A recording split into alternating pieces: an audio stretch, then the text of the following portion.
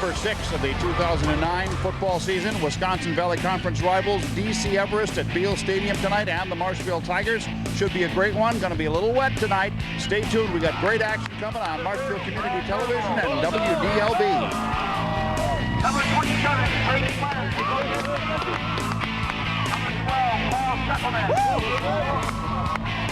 Number 7, Dave Stanley. Number 20, Joel Francine. And number 11, Well, Dale, always a great matchup when Marshfield and DCE Everest get together. Now, this may not be the strongest DCE Everest team we've seen in a lot of years, but still a very formidable ball club and a team you do not want to take lightly tonight. They're still the evil empire. I don't care how good they're supposed to be. They're the evil empire from over there in that west part of the central Wisconsin. People look forward to this ball game all year long. They want to know when is the Everest game, and you know, Everest probably looks forward more to the point games. I know the rivalry they've had in the last few years, but always a great game. And whether they're supposed to have a good team or not, Coach Wayne Steffenhagen and company are a great coaching staff. They'll have them ready to play against the Tigers tonight here in Marshfield. And even though they may not be top to bottom the most talented team they've ever had, they may have the #1 player in the Wisconsin Valley Conference in Conrad Zagzebski, their 4-year starting middle linebacker on his way to Wisconsin. And this guy defensively can dominate a ball game. He is as good as any defensive player I've seen come out of the Wisconsin Valley in a long time. And that includes some of the linebackers that came out of Wausau East that went down to Wisconsin and had great careers down there. This guy is very good. You got to know where he is, and you got to get a helmet or 2 or 3 on him if you're going to be successful. Football tonight, Marshfield and DCE Everest at Beal Stadium in Marshfield. You are listening to Marshfield Tiger football on AM 1450 WDLB Marshfield. Nick Hustreiter is producing our broadcast tonight with Delia Kaitis and Arnie Peck. I'm Gene Delisio. We're getting set for football, and DCE Everest will kick off to the Marshfield Tigers to begin play. Matt Henson kicking off to Dan Stanley and Brad Dolzal. We're back deep for the Tigers to the end zone to our south, stationed around the 10-yard line. Now we're getting set for football action here at Beal Stadium in Marshfield. Crowd a bit on the small side because of the weather. That certainly is understandable. The kick is away, a short kick towards the near sideline, and rolling along the sideline and out of bounds. And so the Tigers will have good field position to begin play tonight. Boy, Gene, as I look at the stats this year for DCE Everest, they're only averaging a little over 100 yards per game rushing, but about 180 yards per game passing. They're also giving up a lot of yards passing, over a couple hundred yards, so the passing game one way or the other could be a big factor here tonight. Of course, we know Marshfield likes to throw the football. Well, the Marshfield Tigers will have the football first in tonight's ball game. They'll begin play at their own 35-yard line.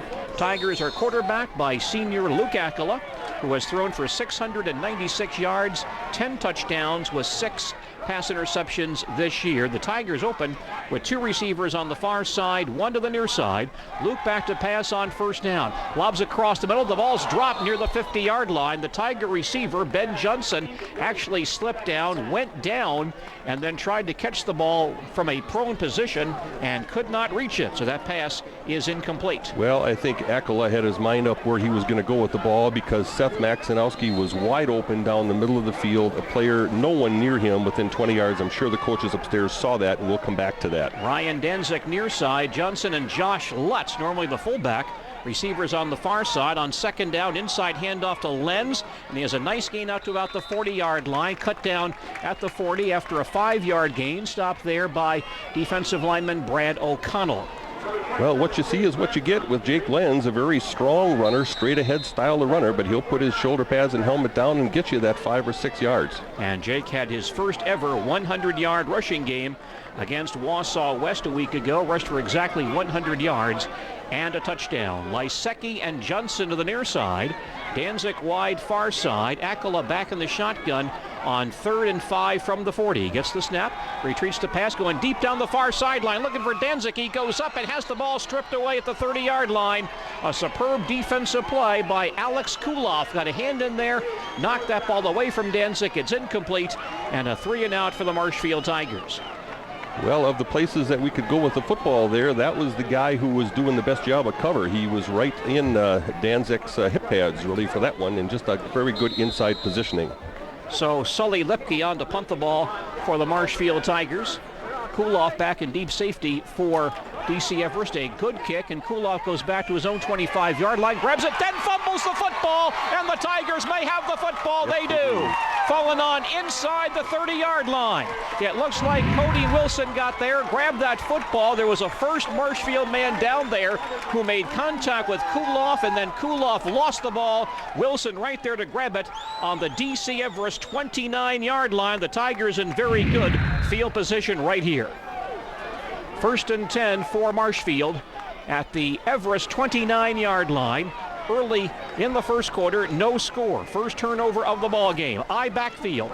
Handoff goes to Lenz, a big hole on the right side. Cuts back inside of the 20-yard line and spun down right around there. A nice gain to the right side. The Tigers running behind Luke Schwantes and Alex Paulson on that play. And a good gain for Lenz. They'll spot him down right on the 20-yard line, so he gains about 9 on that play. And once again, our lineman for the Tigers, sponsored by Marshfield Utility, Gene. And they certainly are doing a great job. Those hard-working linemen who supply the power to make it all work. 2nd and 1 for the Tigers at the DC Everest 20-yard line. From the eye again, Lenz coming near side, breaks a couple of tackles, but now stopped just inside the 20. Zagzebski is there on that tackle for DC Everest, along with another linebacker, Miles Bauman. And Jake gains about a half yard on that play. He's still going to be short of that first down marker.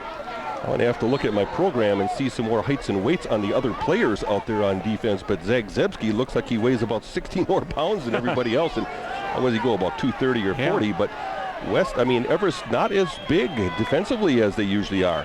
Danzig near side, Johnson wide side from the I formation. 3rd and 1 Tigers just inside the Everest 20-yard line. Akela turns, gives to Lenz again. He gets hit at the line of scrimmage, then falls forward. Boy, he got hit behind the line. There was a charging safety coming in there. Connor Yanda came in there, made the hit on Lenz. He goes down at the 20-yard line. He'll actually lose a yard on the play. Blitz on the play, and we didn't pick up the blitz. Josh Lutz trying to block that blitzing linebacker, but he managed to slide by Josh and hit Lenz in the backfield. That's what happened and blew that play up. Tigers bring in some extra people. It's 4th and 1 for Marshfield, just inside the DC Everest 20. Marshfield back in the eye once again. Here's Lenz straight ahead. He'll dive forward to about the 18 and should have the first down. Again, Jake got hit near the line of scrimmage, but fell forward this time. He does gain 2 and get that first down for Marshfield. 1st and 10 for the Tigers at the Everest 18, 9:10 remaining in the first quarter, and no score, but the Marshfield Tigers, after a muffed punt by DC Everest, in good scoring position right here. And our first down of the ball game. Tigers will send Lysecki and Johnson to the near side.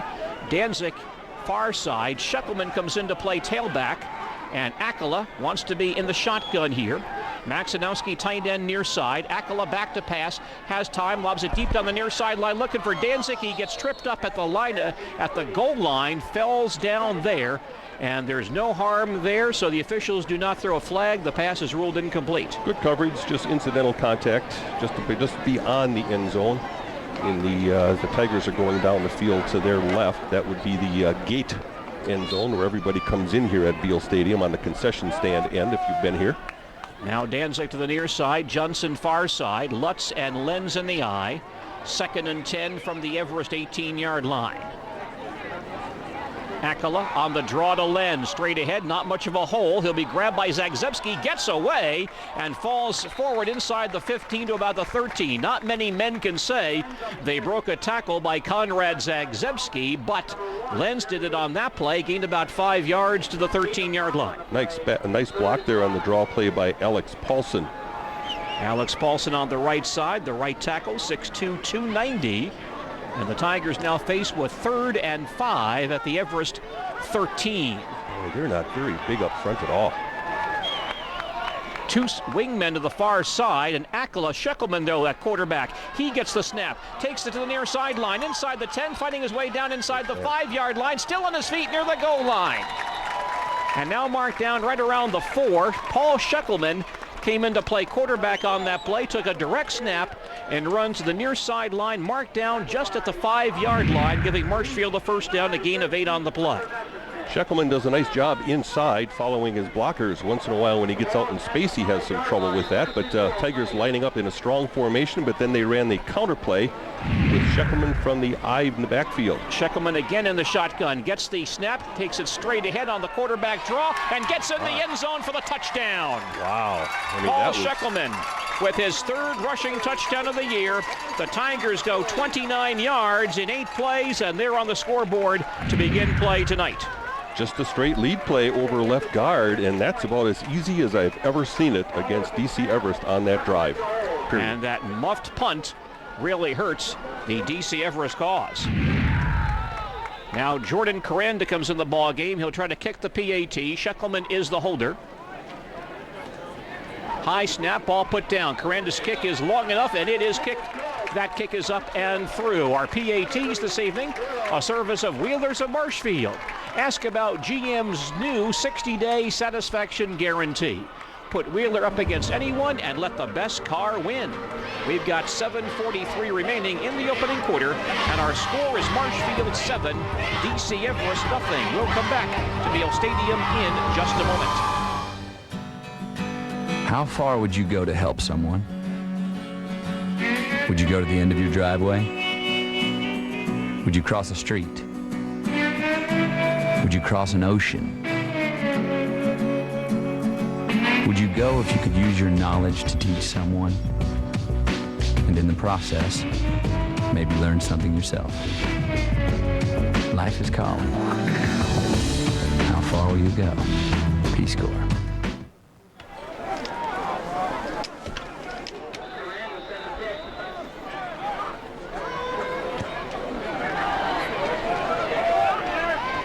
Well, the Marshfield Tigers kicking off. They've all returned to about the 30-yard line. Ball comes to Corey Griffin. He returns now to the 30. The Tigers taking advantage of that muffed punt to get on the scoreboard first tonight. Let's check in on the sidelines with Arnie Peck. Arnie? 4 great blocks on that drive. The last 4 plays by Ott, the center, really doing a nice job in there. Getting a pat on the back for it on the sidelines, guys. Don't forget those, Arnie, for our block of the game. DC Everest has the football at their own 30-yard line on first down. The handoff goes inside to Rekoff, the tailback, and not much running room. He'll be stopped shy of the line of scrimmage. Virtually no gain on the play. Sam Joswiak, the quarterback for DC Everest. The running backs Tyler Zvoke and Matt Rekoff. And Rekoff not going very far on that run. Second down now for Everest, 2nd and 10 at their own 30. Jeremy King wide to the far side. Rose, the slot man. Joswiak back to pass. Lobs it far side, batted down by Krogel. A big defensive end. Craig Krogel gets a hand up, knocked that ball down. The pass is ruled incomplete. One of the things you always have to be prepared for against DC Everest, they will go with unbalanced line. They will go with double wing to one side. They'll come out, especially when they don't feel they're quite as talented, with some rather unusual formations. So the defense always has to be ready for that and adjust to their alignment. Tiger defensive line digging in, 3rd and 10 for Everest at their own 30. Tight formation. Rose, the wing on the far side. Joswiak rolling near side. He'll keep the football himself. Get outside of the 35, then run out of bounds shy of the first down marker. Good pursuit by Baining and Franzine to knock Joswiak out of bounds around the 38-yard line, 2 yards shy of the first down marker. Actually, the Everest players coming out in a pretty traditional-looking wing tee that time, and Joswiak just going on a naked bootleg here to this sideline near the Tigers, but just a little bit short. A little holding on the play, too, kept Haig in at that defensive end. Coach Lukey letting the official know that. Josh Hextra punting for DC Everest, gets a good snap, rushes on, kick is away. Danzig lets this ball bounce to the 25-yard line, inside the 20, inside the 15 to the 14-yard line. So a 48-yard punt by Josh Hextra, and the Marshfield Tigers put the ball in play deep in their own territory. 6:45 remaining in the opening quarter here at Beale Stadium, and the Tigers lead DC Everest 7-0. Well, besides rule number 1 of football, don't tackle your own man, rule number 2 is make sure you field kicks, but apparently Danzak feeling that time that ball was knuckling and he just wasn't going to be able to come up to make that catch, but That's a ball we got to handle so we don't end up in such bad field position. Tiger offense on the field. Luke Akela at quarterback. Josh Lutz, Jake Lenz in the eye. Wide outs on either side. On first down, pitch play to Lenz. Trying to turn that far corner. It's strung out. He cuts back to the inside and falls forward to the 15-yard line. That could have been a big loss, but Lenz reversed his field, cut back inside, then slipped down as he crossed the 15. They'll give him 2 yards to the 16-yard line on that play. It's one of those nights where the straight-ahead lead or blast play or isolation, whatever you want to call it, quite often is much more effective because the line can get off the ball quicker than the defense in these slippery situations. Sometimes going wide is very tough. Danzig near side, Ben Johnson wide far side, I backfield on 2nd and 8. Luke Akela hands to Sheckelman, has a big hole to the 15-yard line and carries out to across the 20 to about the 23. Won't go down, finally pushed down around the 25-yard line. Sheckelman running from the tailback spot on that play is close to a Tiger first down. Boy, he just refuses to go down. I just hope he can hold up to that punishment in there because he stands up. He did get the first down, yes, he did. He got 9 yards on the play, a first down for the Tigers at their own 25-yard line. We're halfway through the first quarter here at Beal Stadium. The Tigers have the early lead at 7-0. Johnson far side, Danzig near side, Maxinowski tight end on the far side, Dolzal and Lenz in the eye. Handoff is to Jake Lenz, straight ahead near the 30-yard line. He's going forward to about the 32. Boy, Jake Lenz, you don't normally think of as a power runner, 6 foot 175. Fumble. Now he lost the football. Late fumble. And the officials give the football to DCE Everest. There was a fumble on the play, a late fumble, and DCE Everest has the football in pretty good field position. The Tiger 33-yard line. That's going to be the second turnover of this ball game. Now 1 for each ball club.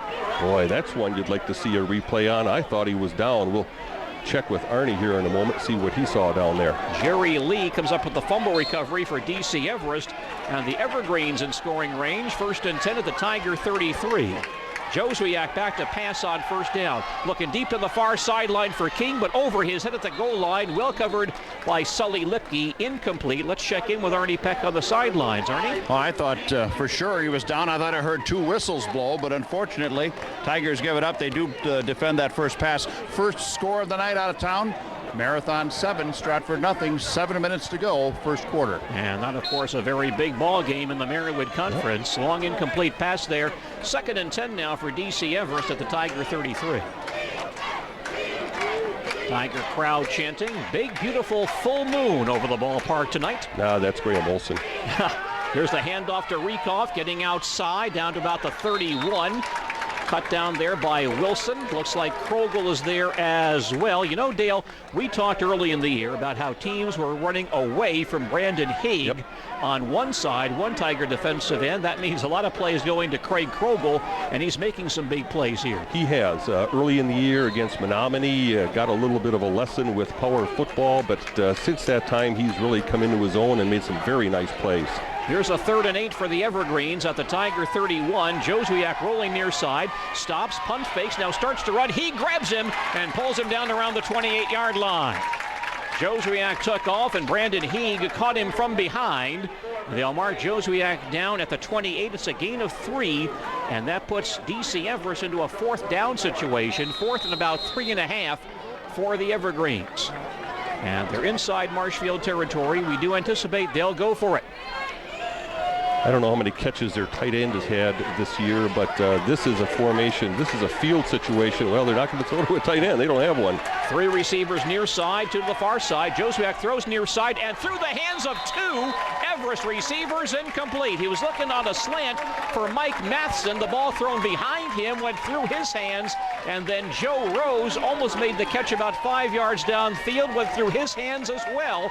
Neither could catch the football. The Tigers take over at their own 26-yard line. Just a poorly thrown ball. He didn't have to hurry that ball. If he waits a half a second till that receiver clears the linebacker, he may have gone all the way up the middle with that catch. Tiger football on their own 27. Tigers lead 7-0. 4:05 left in the first quarter.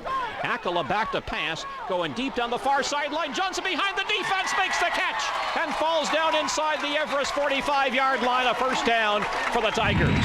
Man-to-man on the outside for DC Everest, playing very tight with 8 other guys close to the line of scrimmage with a 3-deep secondary for the most part. And Coach Gadel, you know, just challenging those defensive backs to play pass defense. That time Johnson with some good separation. 31 yards on the pass play to Johnson, who's averaging 22.2 yards per catch. That's his 13th catch this year.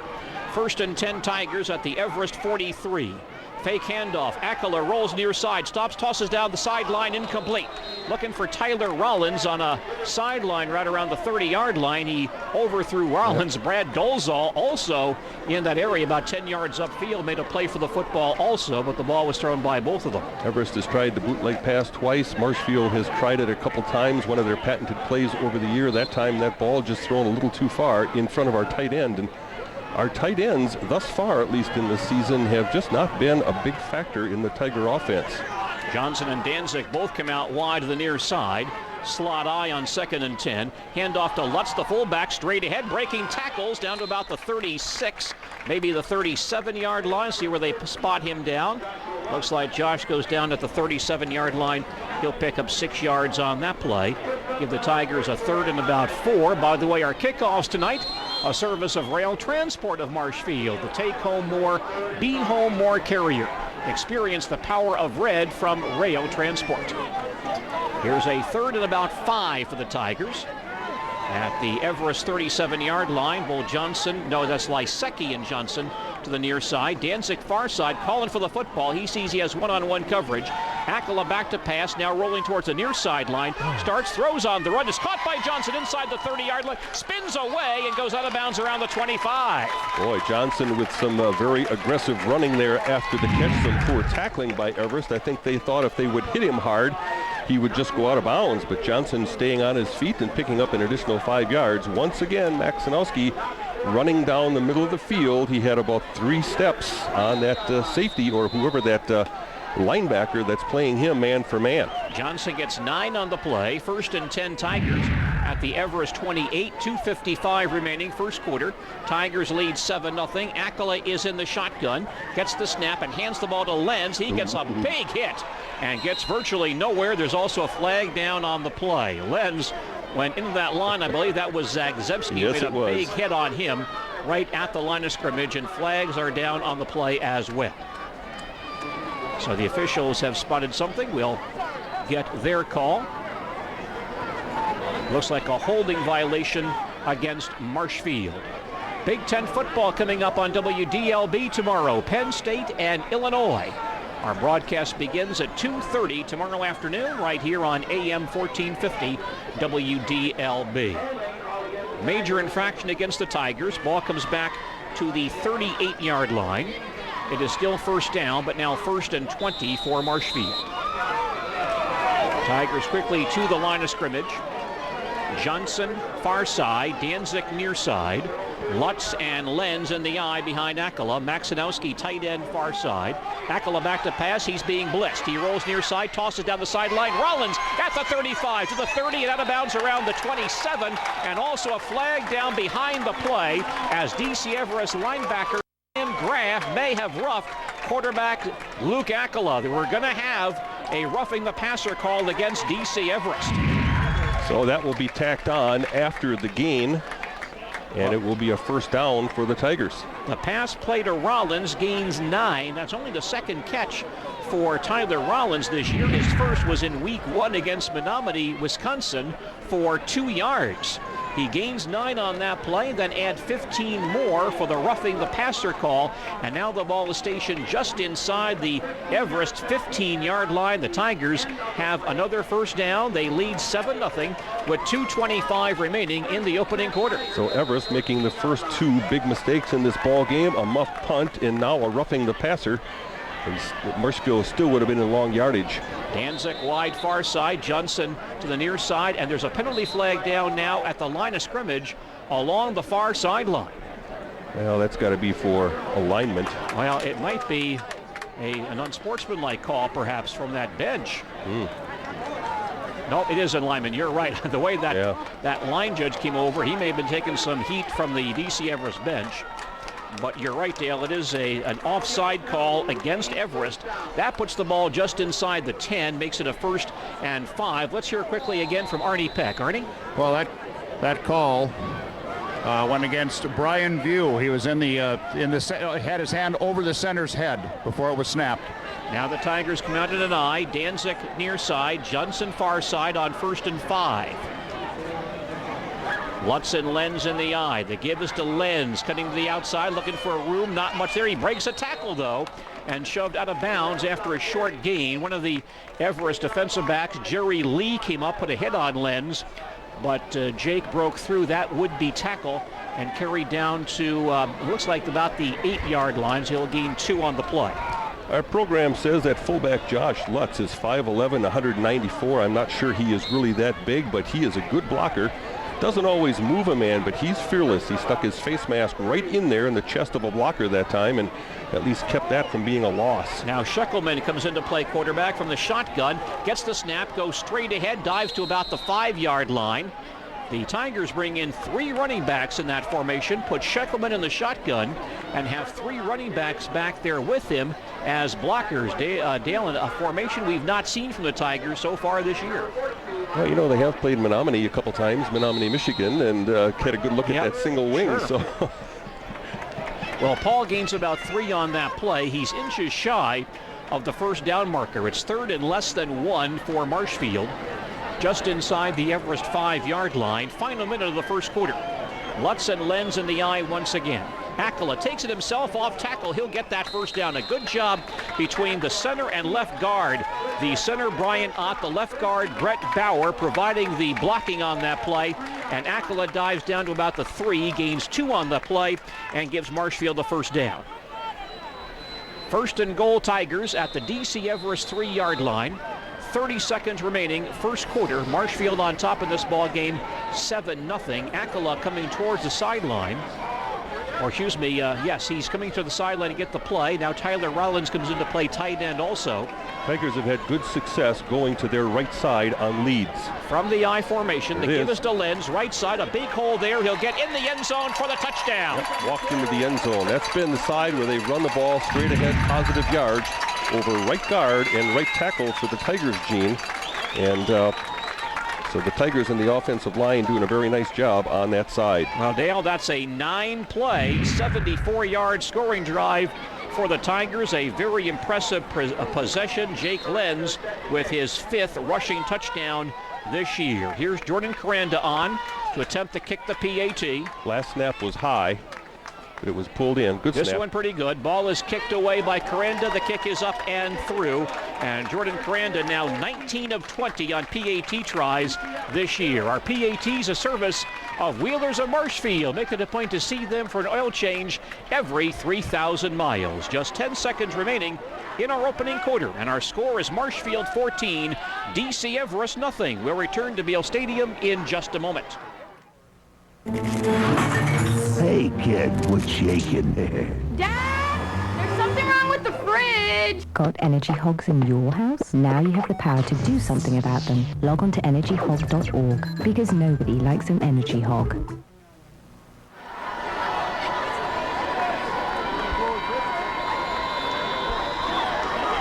Here's the kick by Jordan Coranda. It's a long end-over-end kick. Mike Matheson back at the 5-yard line to the 15, the 20, up the far sideline. One-on-one with Dan Stanley. Now gets some help. And Matheson pulled down as he crosses the 35-yard line. A Tiger player, Mike Bump, came over there, helped out Stanley on that stop. And our kickoff, the service of Rail Transport of Marshfield. The Take Home More, Be Home More carrier. Experience the power of red with Rail Transport of Marshfield. Good field position for DCE Everest. 1st and 10 Evergreens at their own 37 with 2 seconds remaining in the opening quarter. Joe Rose wide near side. Zvoki and Matt Rekoff in the backfield behind junior quarterback Sam Joswiak. Line is down.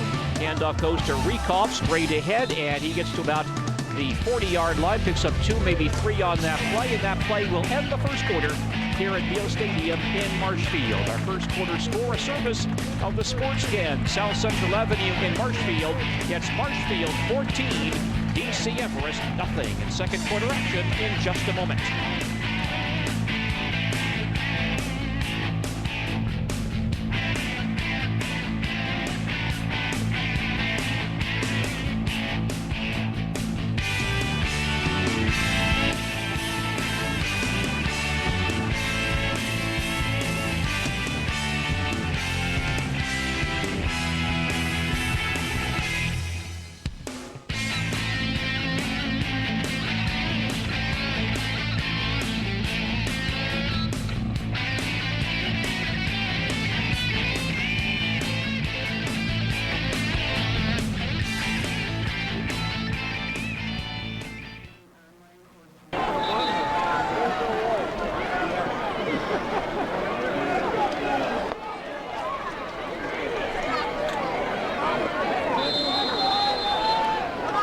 As we start the second quarter here at Beal Stadium, Marshfield Tigers on top 14-0. Second and 7 Everest at their own 40-yard line. Tight formation.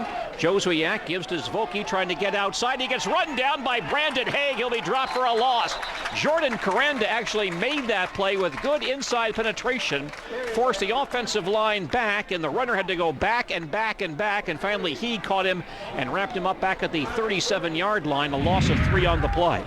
Well, you can see some offensive formation adjustments by Everest, too. Very tight splits in the line. They usually have big gaps. Their backs are usually split. They're more in a wing tee, a tight wing tee. Look tonight, here's a wide receiver. King to the near side, and Joswiak rolls out near side. Corenda in pursuit. Ball's tossed near side, deflected, I think, by Krogel. Incomplete. Once again, Craig Krogel in there to make that stop. Let's go down the sidelines once again. Arnie Peck is our festival food sideline microphone. Well, Krogel gets those hands up like that. You can't get it over the top of him. 2 quick scores in the Valley. Late first quarter, 0-0, Poynton West. 14-0 Marathon now over Stratford. 7 minutes left in the first half. And once again, Hextra on to punt for DC Everest.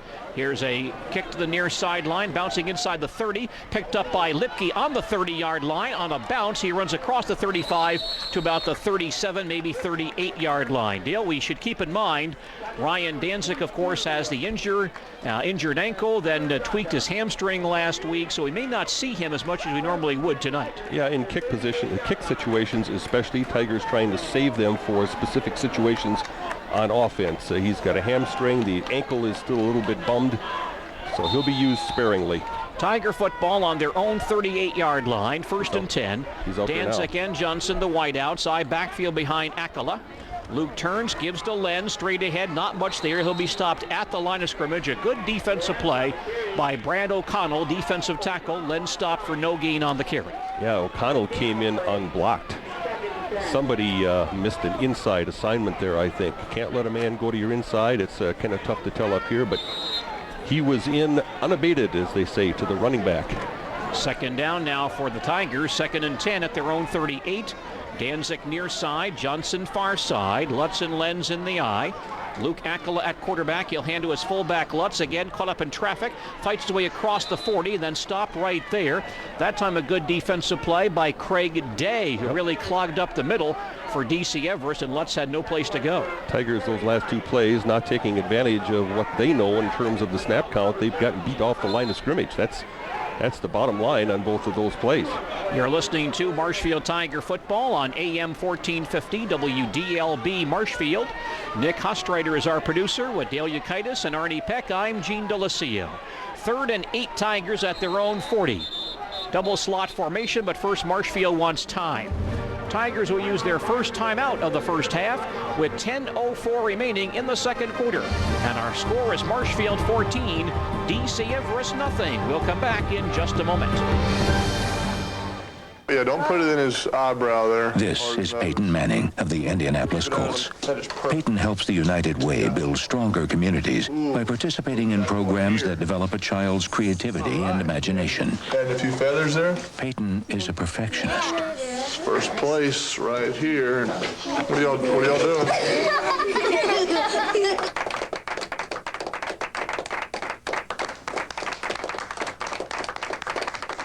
Sabotage. Let's mention that Tiger offensive line again. The left tackle, Cale Schliessman. Left guard is Brett Bauer. The center is Brian Ott. At right guard, Luke Schwantes. The right tackle, Alex Paulson. And that group of hardworking linemen sponsored by Marshfield Utilities, because it's the linemen who help supply the power to make it all work. Marshfield has run 27 plays thus far to Everest's 10. And it's 3rd and 8 for the Tigers at their own 40. Akala is in the shotgun, gets the snap, fades the pass, rolls far side, throws on the run, low throw, but a diving effort by Danzig. He will be ruled that he trapped the football. It's incomplete. The official right there rules that Danzig trapped it. It's ruled incomplete, and a 4th down play coming up for Marshfield. Now, the inside official, Gene, I think, is going to overrule well, him. you may be correct. Yeah. Another official coming over saying that Danzig, the man who made the call, actually Danzig's back was to the side official over there, and so that play has been overruled, and Danzig ruled down on the 48-yard line. Ryan's 19th catch of the year, the 59th catch of his career. We'll see exactly where they spot the ball, very close to a 1st down marker. And you know, there's really not a big argument coming from the Everest bench over there either. I think they saw that catch. We got a good spot, real good spot. And the chains are coming out. Danzig going low to snare that low throw. Still being stretched. Tigers may have it by the nose. And yes, it is a 1st down. So Ryan Danzig with a low catch on a ball that was first ruled incomplete, but the official who made that first call is overruled. Arnie Peck had a good view of that one, Arnie. Well, awfully good job on their parts to make that decision come out there, Dale. We saw 9-yard walk-offs last week. Things are improving so far this week, I'd say. And that gives a 1st down to the Tigers at their own 48, 9:40 remaining, 2nd quarter. Tigers on top of this ball game, 14-0 over DC Everest. Danzig out wide to the near side. Johnson flanked on the far side. Lutz and Lenz in the eye. Penalty flags as the snap is made. Wide near side. Danzig on the far side. High formation. 1st and 15 Tigers at their own 43. Luke Akala at quarterback. Drops back to pass the football. Lots of time, throwing deep across the middle. In traffic, tipped away, almost caught on the deflection by an Everest defensive back. Luke was looking for Maxinowski on a slant across the middle around the Everest 45-yard line. Threw that ball into heavy traffic, and one of 2 Everest defenders could have almost intercepted that football. Good pass coverage there. Luke trying to really fit that through the eye of the needle that time, and just not enough room. And again, as you mentioned, Gene, very lucky that it was not picked off. Here's Schuckelman back in the ball game to play tailback for the Tigers. 2nd and 15 Marshfield at the Everest 43. Dolzal lines up in front of Schuckelman as the fullback. Danzig far side, Johnson near side. Akala on a late snap, hands to Schuckelman, running towards the near sideline, looking to get outside, turns the corner at the 45, and then takes on a DC Everest linebacker, Andrew Spicala. A big collision, and Schuckelman down on the 46-yard line. There is delivering a blow. That's the collision of the game right there. Schuckelman putting the pads down, but also that defensive player for Everest not backing off, and we heard the whump up here. Man. And that collision down there almost knocked Arnie over on the sidelines. It was so hard. That was quite a hit. 3 yards for Schuckelman on the play after the play was almost botched because Akala mishandled the snap. Now a 3rd and about 12 for the Tigers at the Marshfield 46. Akala in the shotgun, back to pass, has lots of time, going deep far sideline, looking for Lysecki. He dives and makes the catch. A diving play by Lysecki, who goes down on the 15-yard line. You see, Denny Gadel is running down the sideline, jumping up in the air, his headset flying off. He's excited about that throw, but also about Lysecki making that catch. Akala putting it out there, laying it out there where only his receiver was going to get it, and Lysecki did. Jake Lysecki made his first varsity catch last week against Wausau West. This one a 39-yard reception, a 1st down for the Tigers at the Everest 15-yard line. 8:10 remaining, 2nd quarter. Marshfield leads 14-0. Lutz and Scheckelman in the eye. Lutz the fullback. Off tackle, a big hole to the 10-yard line, to the 5, and in the end zone for the touchdown. Boy, the Tigers just have, I think, just about anything they want over that right side. That, again, a fullback trap to their right offensive side. There was only one guy that made a kind of a token arm tackle to about a yard into the a linebacker, about 2 yards past the line of scrimmage, and that was it. Tigers go 62 yards in 7 plays, and Josh Lutz on the touchdown run, a 15-yarder.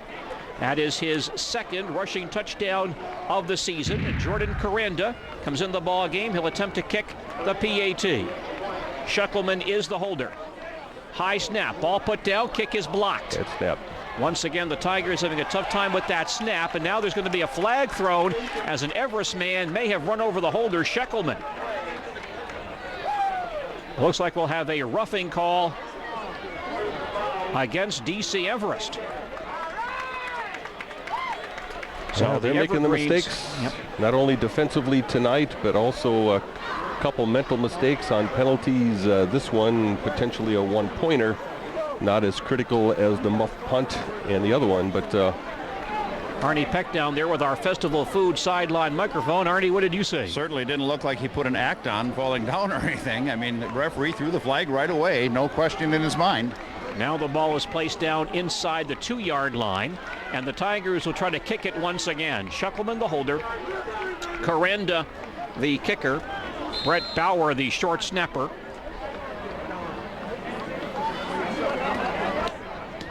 Ball is placed down. Correnda's kick is away. He booms this one up and through. 7:59 remaining in the second quarter. Our PATs, a service of Wheelers of Marshfield, where their service department is open Saturdays, 7:30 to 6. Our score, Marshfield 21, DC Everest nothing. Back with more football following this word. Fruit. What a tasty treat. Fruits packed with potassium and other nutrients can help keep your heart pumping strong during the game. And they give you energy back so you can take on the next activity.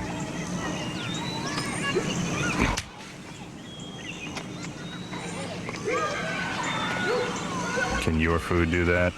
Run, throw, think, eat better. Find out more at smallstep.gov. Jordan Correnda with the kickoff for Marshfield. End over end kick, not real deep. Grabbed by Kuloff at about the 20-yard line. And he will not see the 30. Stop shy of the 30-yard line. Our kickoffs tonight sponsored by Rail Transport of Marshfield. The Take Home More, Be Home More carrier. Experience the power of red from Rail Transport of Marshfield. One area of the field right there that has been chewed up just a little bit. Overall, our field from the 50-yard line to the scoreboard in not bad shape. The other end of the field starting to show some wear and tear between the hash marks. But still overall, considering the rain today, pretty decent field conditions. It's Everest football on their own 26, 1st and 10. Joswiak hands off to a new man in the backfield, and he'll carry out to about the 33-yard line. Mike Owens gets the ball.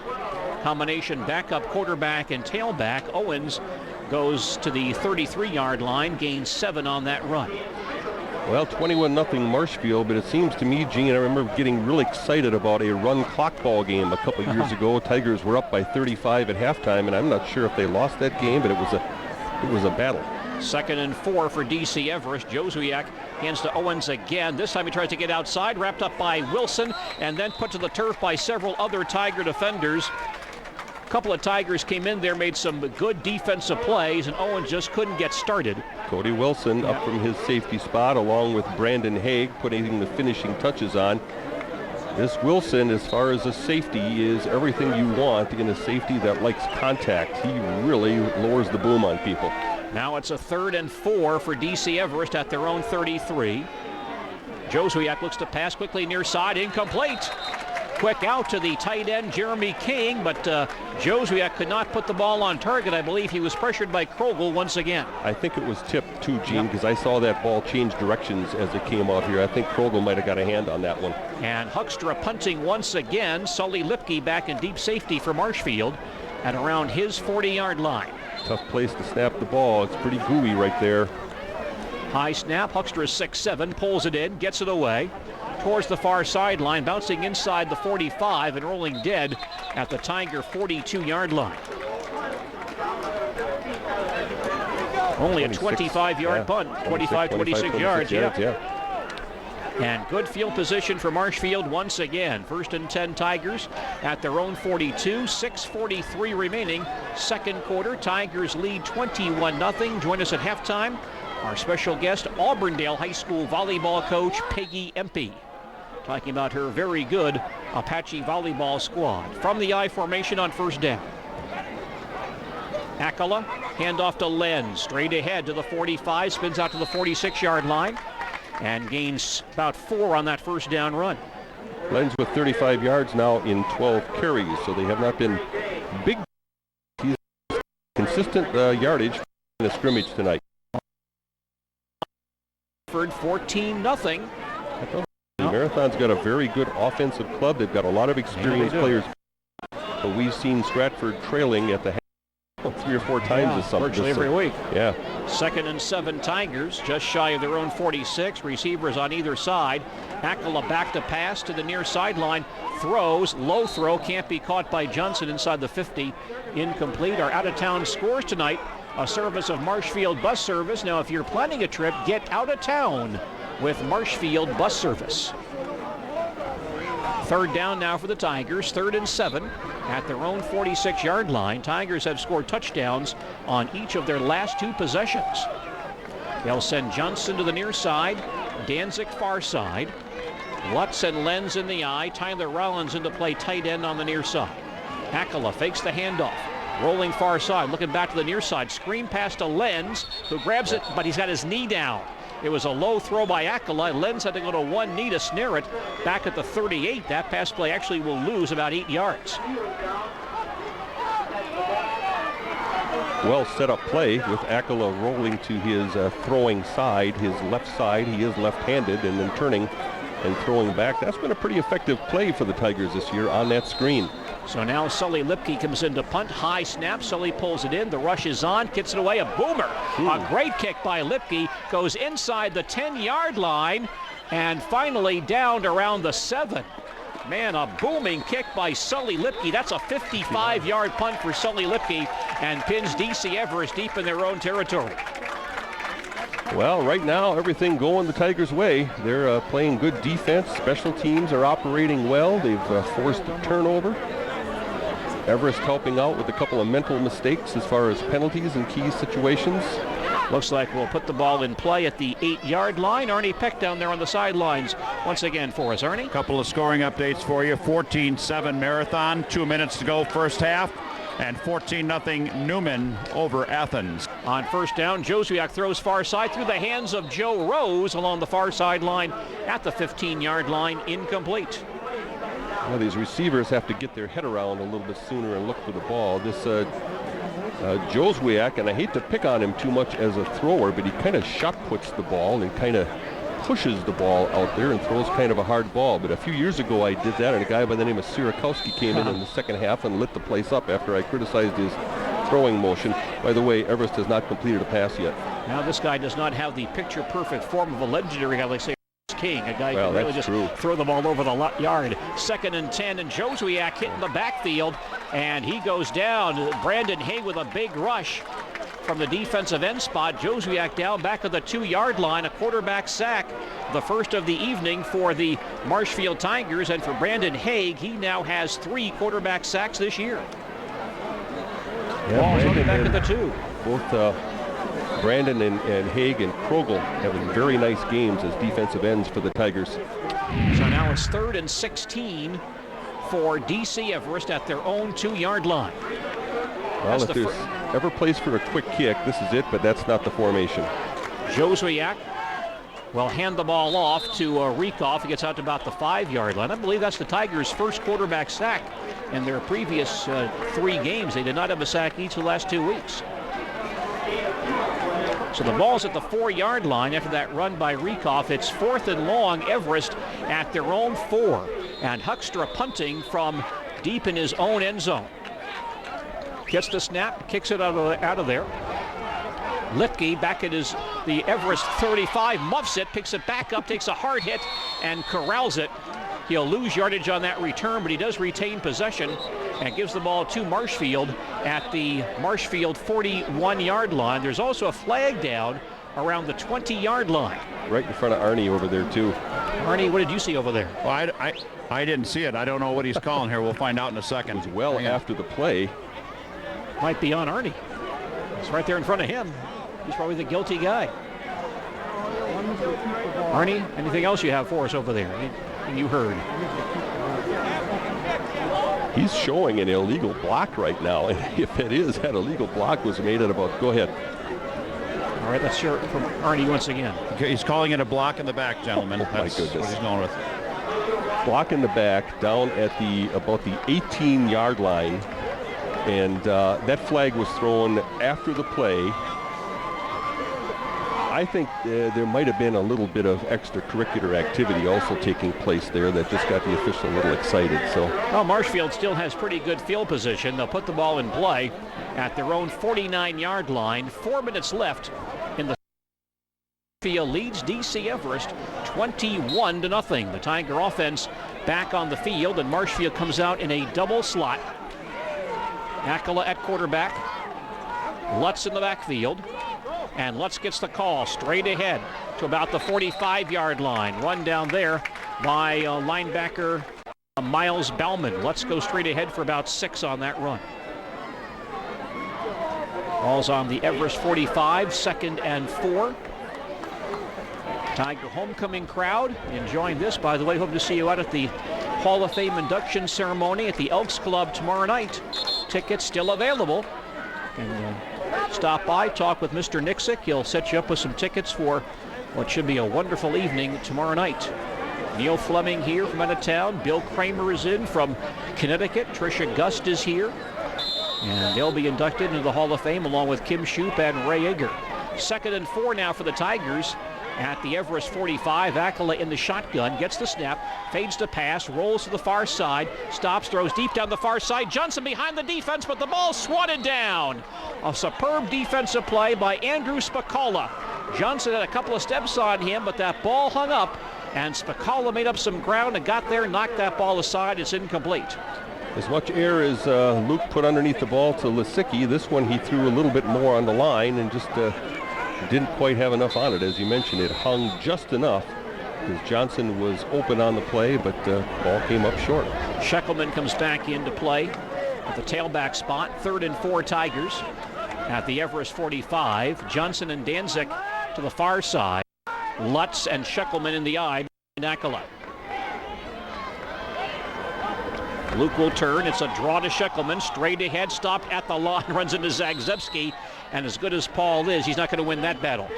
Conrad Zagzebski stopped Sheckelman for no gain. Yeah, well, Zagzebski took Brian Ott and pushed him back into the ball carrier, too. And that's, you know, as much as I praise Zagzebski early before this ball game, I've seen him make about 2 good hits in this game. Tigers have handled him fairly well tonight. Sully Lipke punting for Marshfield once again. Good snap. Sully kicks it away, another good one. And the ball rolls inside the 10, inside the 5, and down at the 1-yard line. A great play there by Franzine. Joel Franzine gets down there to down the football on the 1-yard line.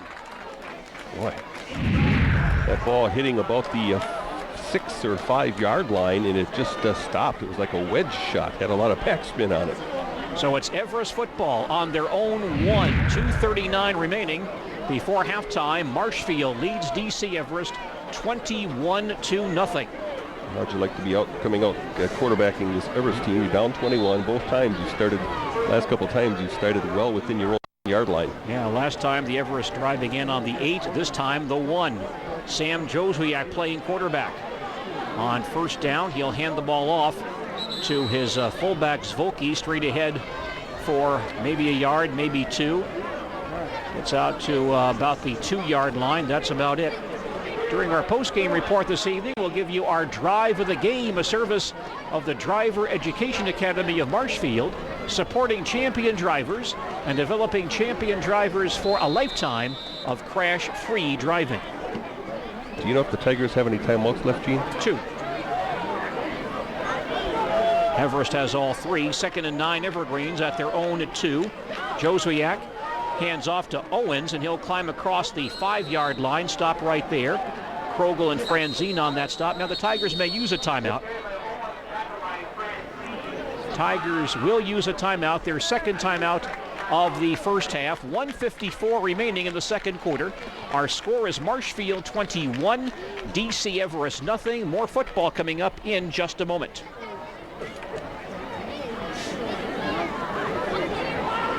"30 seconds again. 30 seconds.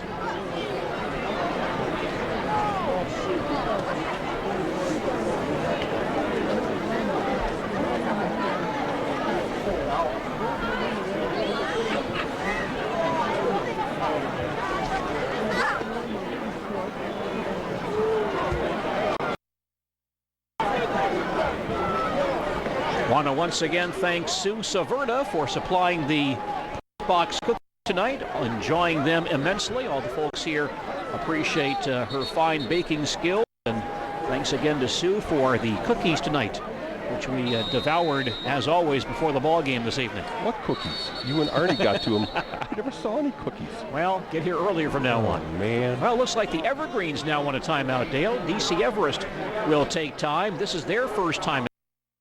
54 remaining before halftime, and Marshfield on top 21-0. By the way, Hiller's True Value Hardware and Just Ask Rental on South Central Avenue in Marshfield reminds Marshfield seniors that the Marshfield Elks Club Most Valuable Student Scholarship has been added to the Counseling Department website. It's also posted on the bulletin board outside the Counseling Department. Deadline to apply is November 2nd. And that word from Hiller's True Value Hardware and Just Ask Rental on South Central Avenue in Marshfield. And that will be one of my school updates as well that we have on WDLB. Gene, there's lots of stuff on that Counseling Department website regarding testing dates and deadlines to get registration in for testing dates. And yeah, it's only about 1 month gone in the school year. It's hard to think about graduation and scholarships, but now's the time to start keeping track of that stuff. Well, the ball's just across the 5-yard line. 3rd and 6 Everest from that spot. Joswiak rolls far side, looks and throws on the run. Caught by Matheson. He'll get the first down across the 15-yard line out to near the 20. DC Everest converts. They'll maintain possession with that pass play from Joswiak to Matheson, a first down for the Evergreens near their 20-yard line. 13 yards on that pass play. 1st and 10 Evergreens at their own 21. Now 1:45 remaining before halftime, and Marshfield on top 21-0. Rainy evening here at Beale Stadium, but a good crowd on hand to enjoy the homecoming contest tonight. Sam Joswiak, a quarterback for DC Everest. Back to pass, runs a quarterback draw, but Corenda grabs him from behind. He'll lose yardage. Jordan Corenda negates that quarterback draw, and Joswiak stopped just inside the 20-yard line. He'll actually lose about a yard on the play. Yeah, Corenda blew through there without a hand on him as well. Every once in a while, somebody just misses a block, maybe block outside instead of checking their inside gap. 2nd down now for the Evergreens, 2nd and 11 at 19. Matheson lines up as a wing on the near side. Joswiak rolls near side, looking to throw. The ball's batted down by Krogel again. Boy, Craig Krogel with a great volleyball routine tonight. And a great job by Krogel. It's a 3rd down play now for the DC Everest Evergreens.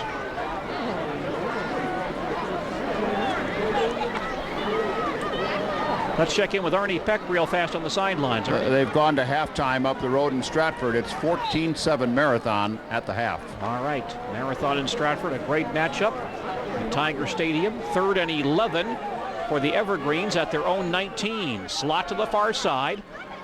And Joswiak will hand the ball to Owens. Not much running room to the far sideline. He'll be stuffed, and he'll lose a couple of yards on that play. Boy, the Tigers defense really shutting down the DC Everest attack so far tonight. Tigers might use a timeout here. Clock is stopped with 49 seconds remaining. And on top in this ball game, 21. return to Beal Stadium in just a moment.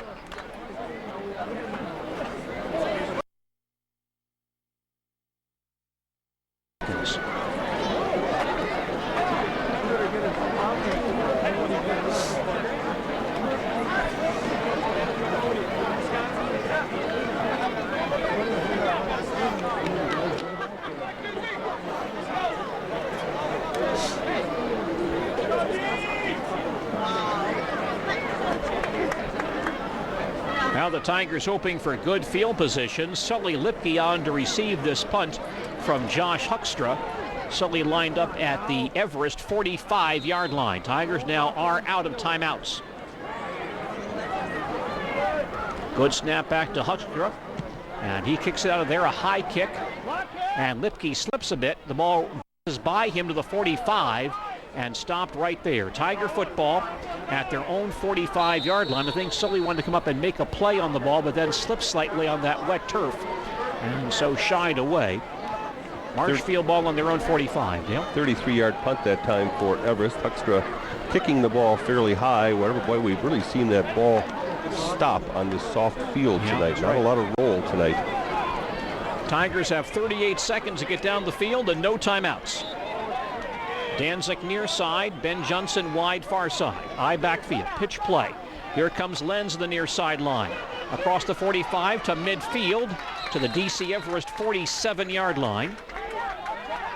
Lenz gains 8 on the play. It'll be 2nd and 3 Tigers at the Everest 47. Clock winding down, 22 seconds before halftime. Tigers quickly line up.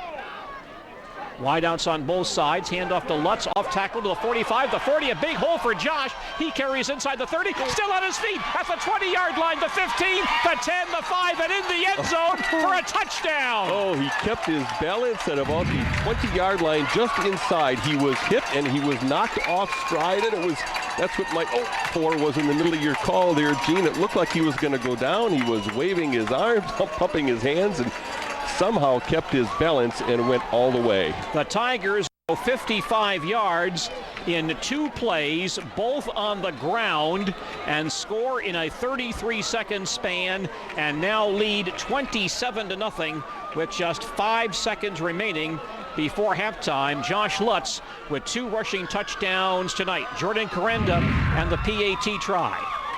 Ball is down, the kick is on the way, and he booms it through once again. Our PAT sponsored by Wheelers of Marshfield.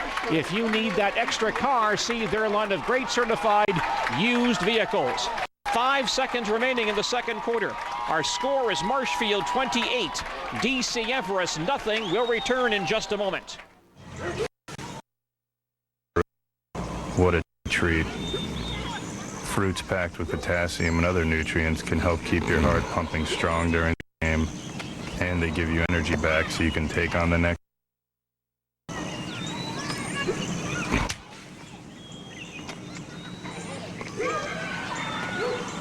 Can your food do that? Run, throw, think, eat better. Find out more at smallstep.gov.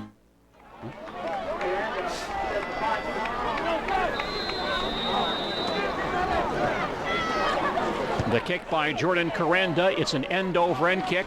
Masson on the 11-yard line to the 20, looking for some room, but Joel Franzine grabs him, knocks him down around the 21-yard line, and that play will end the second quarter of football here at Beal Stadium in Marshfield, and the Tiger fans to their feet, saluting this Marshfield Tiger football team, which has played so well here in the opening half of football. By the way, our kickoffs this evening, a service of Rail Transport of Marshfield, the Take Home More, Be Home More carrier.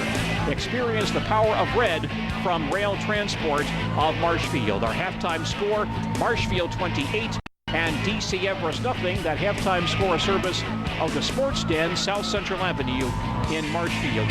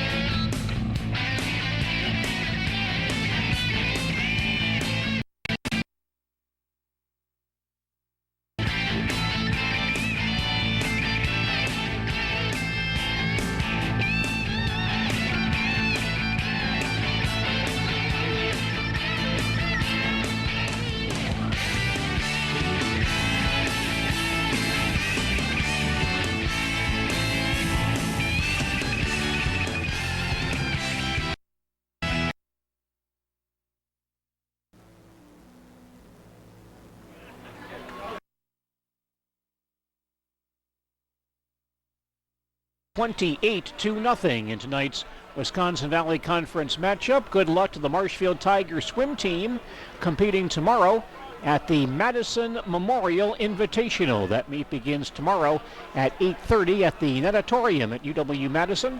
Also tomorrow, the Columbus Dons cross-country teams will run at the Nakusa Invitational. That meet begins tomorrow morning at 9 a.m. Well, Dale, the Tigers have that big, comfortable lead right now. We'll see if they can sustain that here in the second half.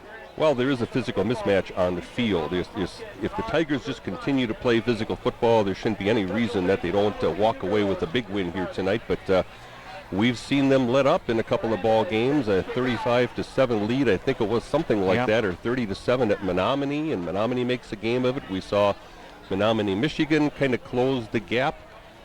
Sometimes it's tough when you get that big lead and get up for the big game, and it's tough to sustain that. But it is homecoming. It is DC Everest. I don't think the Tigers are going to let up. Here comes the kickoff by Jordan Corenda, a service of Rail Transport of Marshfield, the Take Home More, Be Home More carrier. Experience the power of red from Rail Transport. Corenda's kick, long end-over end kick by Kuloff and into the end zone for a touchback. So the Evergreens begin their first possession of the second half at their own 20-yard line, quarterbacked by junior Sam Joswiak. His running backs, seniors Tyler Zvoki and Matt Rickoff. His tight end, senior Josh Extra. The wide receivers that we're primarily seeing, junior Joe Rose, senior Mike Matheson, and senior Jeremy King. And this is some of the best field position Everest has had tonight. From their own 20 on first down, Joswiak keeps it himself, heads for the far sideline, has a nice gain across the 30. Franzine grabs him, runs him out of bounds around the 37-yard line. Joswiak gains 17 on a keeper around the right side for a DC Everest first down. Yep, he just eclipsed the rushing yardage of Everest in the first. A first down for the Evergreens at their own 37. Action just underway here in the second half at Beal Stadium. Marshfield leading DC Everest 28-0. King and Rose, the wideouts, hand off to Zvoki to the right side for about 2 yards. Got caught up in traffic and pulled down from behind by Ross Hasroat at the 39-yard line, maybe just shy of the 40-yard line. Gain of 2 on that run. 2nd and 8 for DC Everest at their own 39-yard line. King to the far side, Rose near side. Rickoff and Zvoki in the split backfield. Handoff goes to Rickoff straight ahead, not much there. And he'll fight his way out to about the 42-yard line and pick up 3 on that run. Good job by Butke and Hasselroth. Oh, I think that was Youngblood. I got the wrong number. Here comes Dylan Raggy in the ballgame to play in the middle. Tim Budke will leave. Dylan getting some playing time back in the lineup after missing a few ball games due to some injury situations. 3rd and 5 for DC Everest. And the handoff goes to Rickoff. He gets caught up in traffic and goes nowhere. A Marshfield man got real low, and that was Raggy who got down, really forced that pile back to the inside, and nothing there for Rickoff. It's going to be 3 and out for DC Everest. And Raggy can create a pile at 6'4", 330 pounds for the Tigers. So here's Huckstra punting on 4th and 5 from the 42. Good snap. Here's a end-over-end line drive bouncing around to the 26-yard line, and grabbed there by Marshfield's Brad Dolzal down the near sideline with room. He's at the Everest 40, the 30, 25, 20, and pulled down from behind right there. There is a flag down behind the play, and I think a lot of fans believe they saw an Everest man hit Dolzal's face mask. That might be the call. Nice block down the field, by the way. That would be another candidate potentially for a block of the game. Craig Krogel with a nice block on the return. And Dolzal ran the ball down to the Everest 19-yard line. Ernie Peck had a good view of that play. Ernie? This is going to be a 5-yard face mask walk-off on top of the play. Also, Travis Schumacher, 40 yards for a touchdown. Marathon 21. Stratford 7, 5.5 minutes to go. Third quarter up in Stratford. Things looking good for the Marathon Red Raiders. Well, the Marshfield Tigers will begin this next drive on the Everest 14-yard line. Early second half, and the Tigers lead DC Everest 28-0 in scoring range once again. Ben Johnson to the near side. Ryan Danzik wide on the far side. And Eckler rolls far side, tossing to the far sideline. Danzik wide open, makes the catch in the end zone for the touchdown. Boy, Danzik turned that defensive back around and a little nifty fake towards the inside and then turned around, and Eckler had all day to throw that ball and just kind of lofted a soft pass into that left corner of the end zone just beyond the goal line, and the Tigers are just making it look so easy. Brad Dolezal with that punt return sets up that score. Ryan Danzik's 5th touchdown catch this year, and the 16th touchdown catch of Ryan's Tiger career, a one-play, 14-yard scoring drive. The PAT kick by Corenda is away. The kick is up and through. Our PAT, sponsored by Wheelers of Marshfield. Stop by Wheelers and see the all-new 2010 Chevy Camaro. Now 9:58 remaining in the third quarter. And our score is Marshfield 35, DC Everest nothing. We'll return for more football right after this message. Fruit. What a tasty treat. Fruits packed with potassium and other nutrients can help keep your heart pumping strong during the game. And they give you energy back so you can take on the next activity.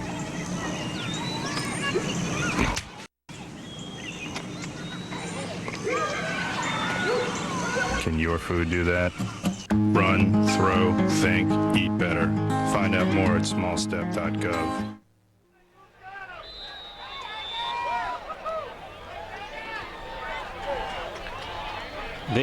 The kick by Corenda sends Kuloff back to his 4-yard line.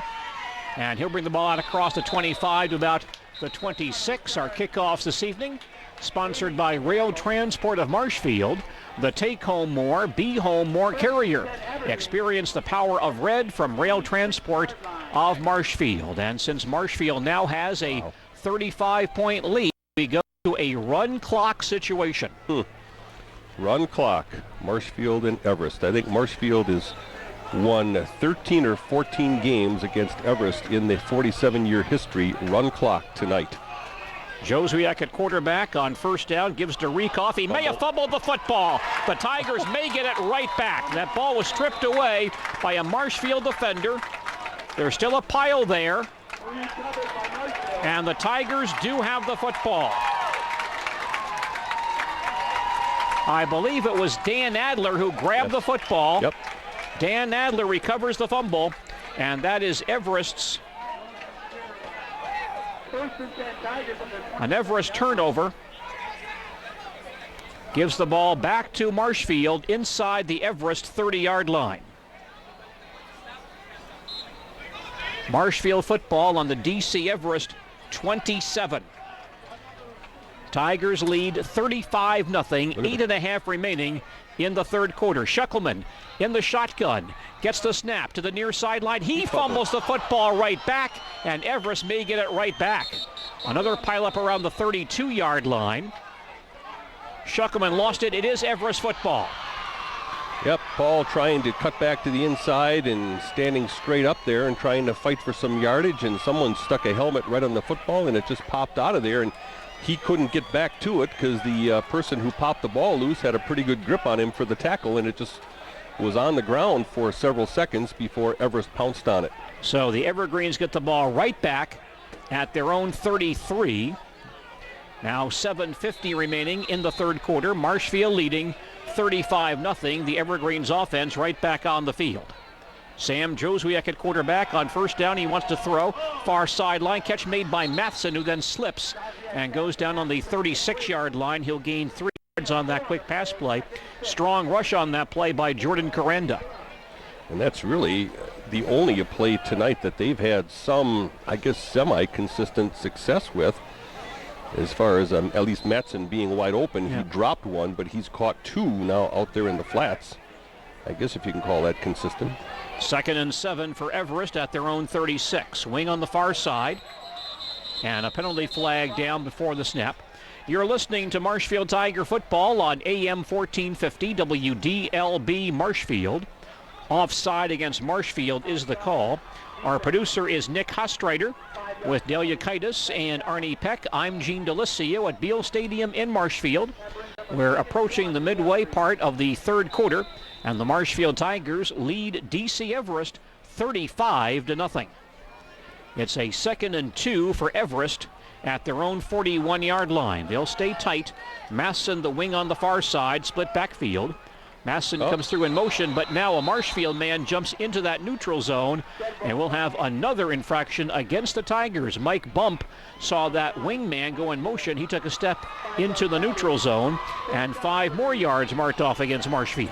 I think part of the issue there, too, is that I think that was one of the few times that Everest has gone on a longer count tonight, probably deliberately to try, in that case, to get that extra 5 free yards and a first down. So now as the ball's on the 46-yard line, 1st and 10. Jeremy King wide to the near side. Joswiak will hand to Riekoff, straight ahead for about 3, out to the 49-yard line. Tiger defense still playing very strong football tonight. You know, if you look across the way there, Gene, I think Graham Olson thinks this game's. He's gone inside. He left his Cheetos and stuff up there on the roof, though. I maybe should give him a call quick during the timeout and let him know. Yeah, please do. Don't have the boy. The snacks out you there get tonight. That stuff leaking into the garden or something. Geez. Man. Slot to the near side on 2nd and 7. Joswiak rolls near side, stops and throws the ball tipped high in the air and intercepted.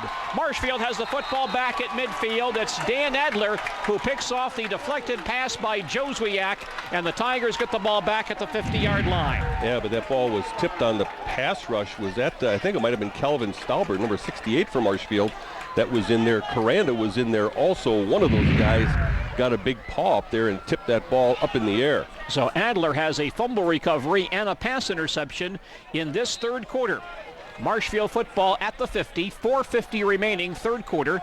Tigers lead 35-0. Lutz and Lenz in the eye behind Akala. Wideouts on both sides. Akala hands to Lenz to the 50 and goes about no further. He fumbled the ball, but he'll be ruled down, I believe. He's down at the line of scrimmage. No gain for Lenz on that play. 2nd down now for the Tigers, 2nd and 10 at the 50-yard line, and we will give you the collision of the ball game during our post-game report this evening, a service of Arts Body Shop. If you're involved in the collision, take your car to Arts Body Shop, 1702 Rhodes Avenue in Marshfield. Short delay while the officials allowed one of the Everest players, one of the linemen, to fix a chin strap. And now the ball is marked ready for play, and here we go on 2nd down, Gene. 2nd and 10, Tigers at the 50. Lysecki near side. Johnson flanked on the far side. Dolzal and Sheckelman in an offset eye. And Sheckelman to the far side. Gets away from one tackler, spins back inside, and finally gang tackle back at the 48. He'll lose a couple on that play. Everest line slanting towards the wide side of the field, which is the Everest side, bench side of the field right now, and they slanted right towards that play, and we weren't able to seal that block on the defensive end on the far side. Tigers now in a 3rd and long situation, 3rd and 12 at their own 48-yard line. Lysecki was downfield on that play blocking Zagzebski. I don't think Conrad liked that very much. No, there were some kicks being exchanged there. A little martial arts going on downfield. 2 receivers near side, 1 to the far side on 3rd down. Akala back to pass, throwing deep across the middle, looking for Lysecki over his head at the 25-yard line, incomplete. A little contact there with Lysecki falling on the back of the legs of the safety that was back there, but the officials choosing not to throw the flag. So a 4th down situation for the Tigers, 4th and 12 at their own 48-yard line. Marshfield will punt once again. Sully Lipke on to kick the ball away, averaging 38.8 yards per punt this year. Good snap. And the kick is away by Lipke. And Messerschmidt runs up, calls for a fair catch right on the Everest 20-yard line. The Evergreens put the ball in play from that spot with 2.5 remaining in the third quarter. And Marshfield on top in this ball game, 35-0. And during our post-game report, we'll give you our insurance score of the game, sponsored by Randy Lemoyne, your American Family Insurance agent in Marshfield. That time, Scheckelman and an Everest player engaged in a little extracurricular dancing of the stars about 30 yards downfield. Not sure what the dance was, but there's going to be a flag thrown here on some of this downfield stuff pretty soon. Evergreen's ball on their own 19. Joswiak on first down keeps it himself to the outside. Crosses the 25-yard line, a nice gain to the 30. At the 35, runs into Baining, and he pulls him down along with Williams right on the 35-yard line. 16 yards for Joswiak on that run. Let's head down to the sidelines once again. Arnie Peck and our Festival Food sideline microphone. Well, just a little update for you, gentlemen. If you didn't notice on the first defensive series of the half, after the Tigers got that ball back, Zagzebski was not in the game. He was not in because he had a little bit of emotion in the halftime with his teammates and was held out for a series by Coach Steffenhagen. 36-0 Edgar at the half. The Edgar Wildcats rolling in their ball game. 1st and 10 Evergreens at their own 35, and Joswiak will hand off to Riekoff, and he's slammed to the turf from behind by a Marshfield ball player. I believe that was Antoine Brown Haynes, who's in there seeing some action tonight. Haven't seen Antoine this year. He's been bothered by some foot problems, but he gets in there and he did a nice body slam on the Everest ball carrier after a gain of 6. Edgar, by the way, tangled up with the Pittsfield Panthers in that Marywood Conference matchup tonight. 2nd and 4 Evergreens at their own 41. And Joswiak back to pass, but Corenda will grab him back at the 35-yard line. Jordan Corenda with the Tigers' second quarterback sack of this ball game. Jordan now has 2.5 sacks this year after 10.5 a year ago. And Joswiak put down back at the 37-yard line, a loss of 4 on that play. That could be the final play of the period. The clock winding down, 15 seconds remaining in the third quarter. The Evergreens now break the huddle. 3rd and 9 at their own 37-yard line. And they will try to get this play off.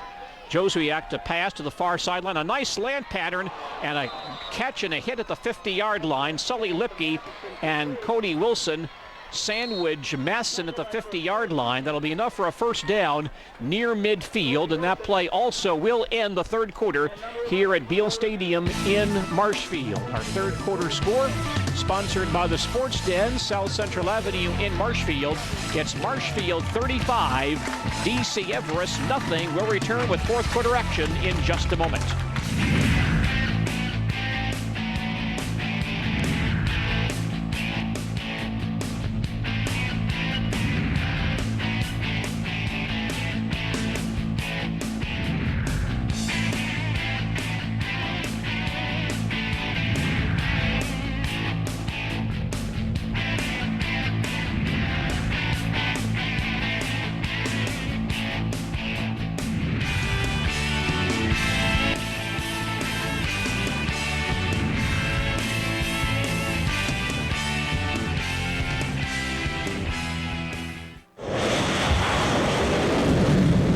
That's motivating.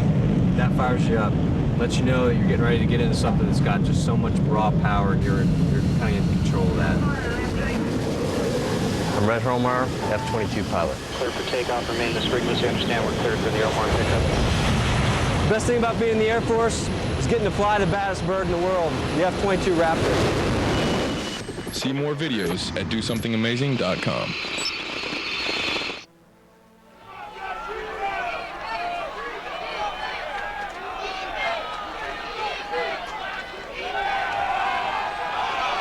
Here's an end around to Riekoff, the tailback, run down by Franzine at the Marshfield 45. That was kind of a Statue of Liberty play. And Riekoff took the handoff, went around end for about 6 yards. Franzine makes the tackle at the Marshfield 44-yard line. I'd like to add on those Hall of Fame inductees as well. I had both Tricia Gust. She was on I'll finish that after this play, Gene. 2nd and 4 for Everest at the Tiger 44. Masson and Griffin both to the near side. Handoff goes straight ahead for a few yards. And that was Owens for about 2 yards down to the 42-yard line. Tricia Gust and Kim Shoup also as students, and they were nice kids, great kids, as well as being very good athletes. Tricia on my journalism staff and was always willing to help out, and nice young lady, and so was Kim. Unfortunately, going to get her award posthumously. 3rd and 1 Evergreens at the Tiger 41. Joswiak hands off to Riekoff. He's not going to get there. A good job by the Tigers of shutting down that hole. I think that was Mike Peterson who really created that pile. Got some help, I believe, also from a bump and maybe Adler as well. And Riekoff with no gain. He stopped at the line of scrimmage. If I'm not mistaken, Kim Shoup died in some sort of an incident where she fell on a trail or something. Yes. When she was doing some outdoor activity as a very young lady. Up in Alaska where she was residing. 4th and 1 Evergreens, Tiger 41. They'll go for it. Handoff goes to Riekoff. He stopped in the backfield. Coranda and Wilson. Holy mackerel. Coranda is just eating the lunch of that guy who's playing across from him in the offensive line tonight. I wouldn't want to be on the other end of that film study next week. So the Marshfield Tigers get the ball back on downs. Tiger football at their own 42. 9:50 remaining, and the Tigers on top 35-0. We are playing a run clock situation. Luke Akala leads out the Tigers. Dolezal now playing tailback. Fumbles the football, however. The ball's loose around the 40-yard line. You know, go ahead. Let's see. It looks like the Evergreens have the ball right back. The official on this side motioned that already. It's the responsibility of the quarterback to lay that ball in the belly of the running back. But in the last couple games, I've also seen Marshfield backs reaching out away from their body and trying to grab the ball from the quarterback. So that's just a very easy fundamental thing that can be corrected. But I've seen some of that in the last couple ball games. So the Tigers now with 3 turnovers tonight. 1st and 10 Everest at the Marshfield 43-yard line. Joswiak on first down, back to pass.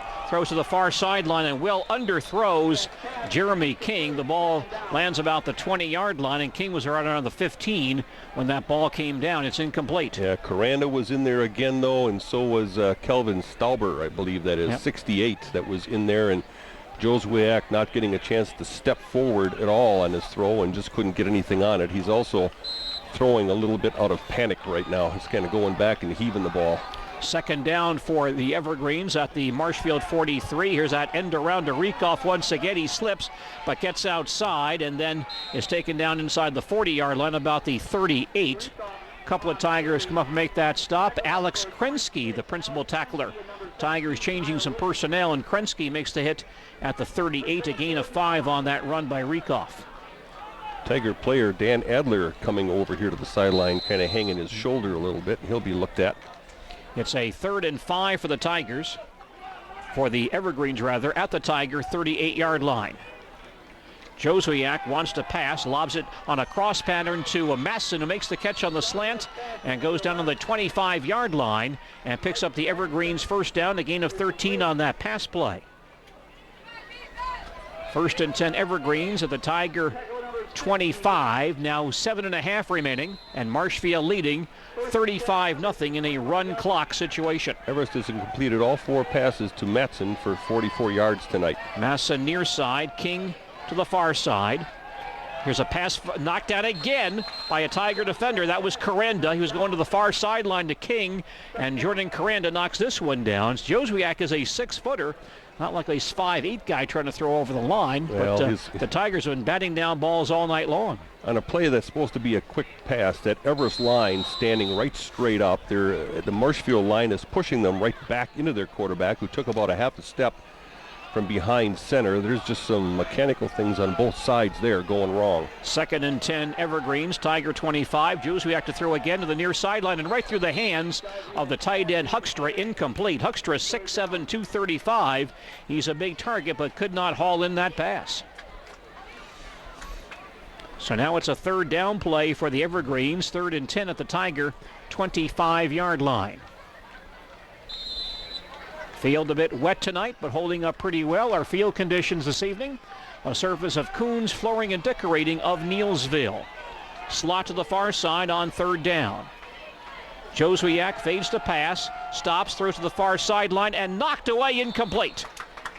And let's see, that was Krensky again, who deflected that ball away from Masson, who was actually behind the play by about 5 yards, but Krensky saw that ball coming, got a hand up and knocked it down. It's incomplete.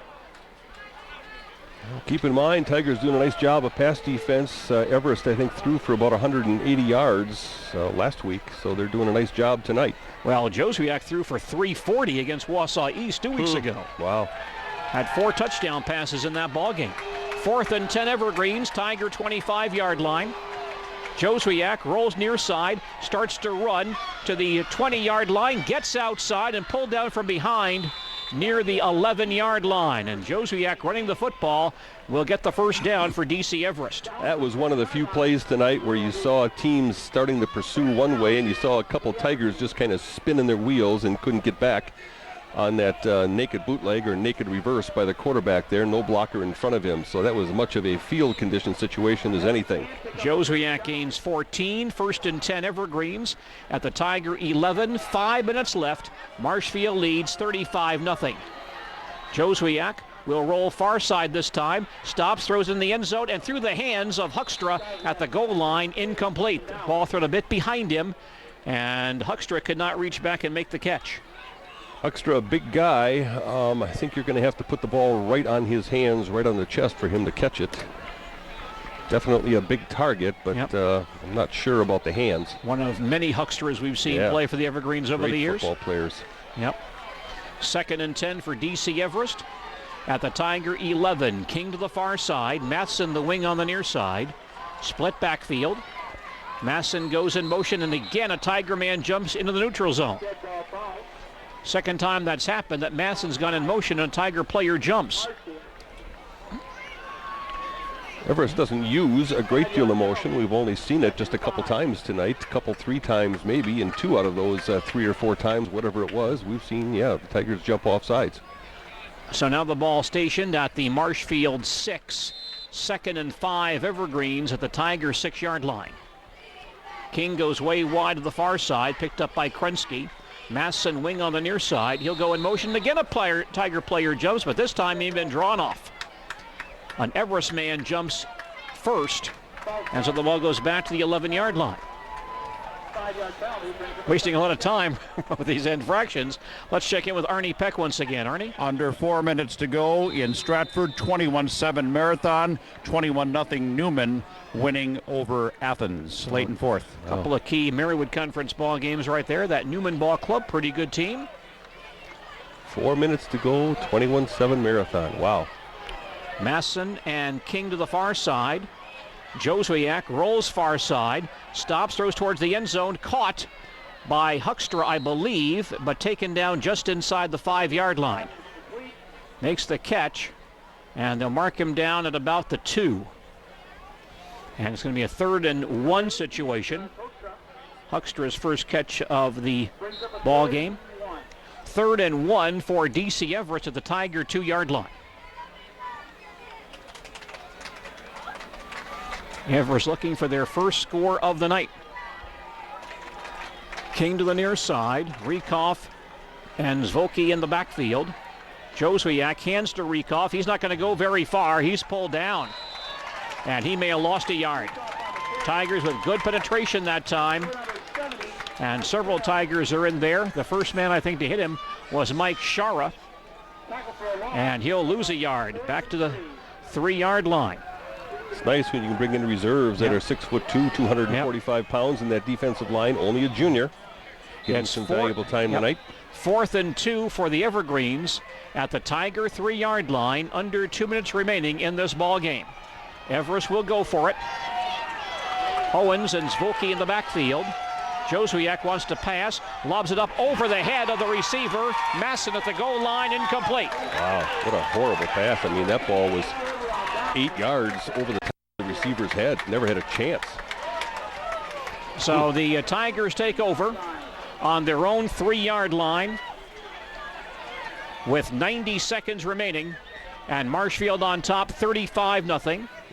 Backup quarterback Chris Stamen comes in the ball game with a number of reserves.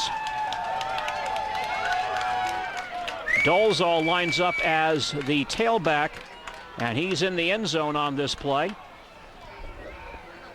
Stamen hands off to his fullback, who crosses the 10-yard line, gets out across the 15-yard line. That's Josh Shute carrying out across the 15 to about the 16. And Josh Shoup with a nice run on first down. And that is the second rushing attempt for Josh Shoup this year. Had one rushing attempt against Wausau West last week. Time for a couple of more plays. Tiger football on their own 16. I think Zilmer's in there now at the tailback slot. The handoff goes to the fullback. And the short yardage on this play. And that's Shoup once again. 20 seconds remaining. The Tigers do not need to snap the ball once more. And the Marshfield Tigers with a shutout win against DC Everest tonight. The first time the Tigers have shut out the Evergreens since 1978. And the Tiger fans will salute the Marshfield football team for a very impressive homecoming win tonight. Our final score, a service of the Sports Den, South Central Avenue in Marshfield. It's Marshfield 35, DC Everest nothing.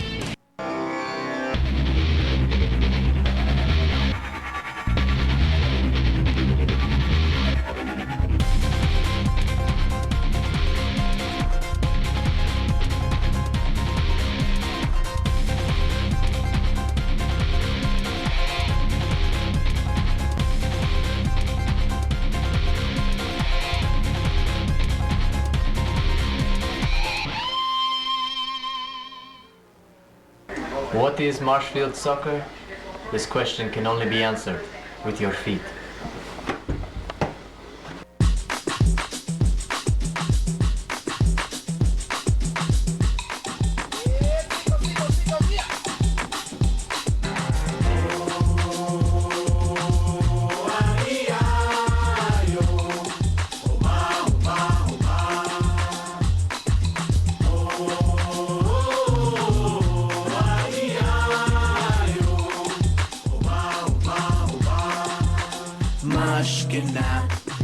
Black of peas came to make it hot.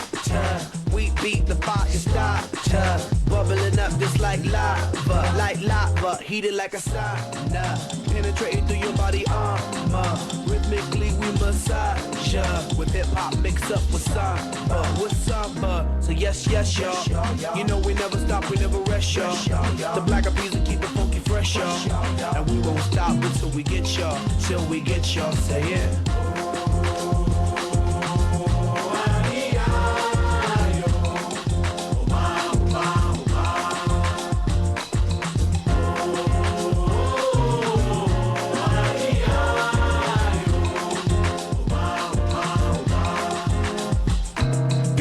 Big peppers, but I rock rhymes. 1, 2, 3, 4, several times. Heavy rotation played by every kind. Radio station blessing every mind. We crossing boundaries like every day. Do Bobby, being the on the bay. We got tab magnification, tab magnified like every day. So yes, y'all. You know we never stop, we never rest, y'all. The black of bees will keep it funky fresh, y'all. And we won't stop until we get y'all, say it.